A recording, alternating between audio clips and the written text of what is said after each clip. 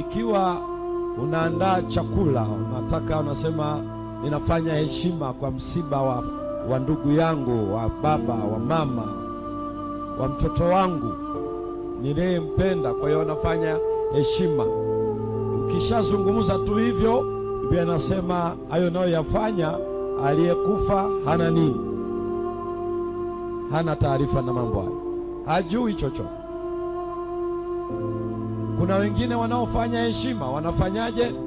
Wanafanya heshima, wanachukua yale maua, wanaita mashada yale, wanasema ukifanya hivyo unafanya heshima.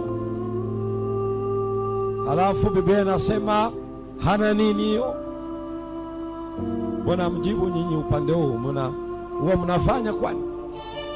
Kama huwa unafanya ni kwa sababu haujui. Sasa sikiliza Biblia. Marehemu hafanyiwe heshima kando ya kuzikwa.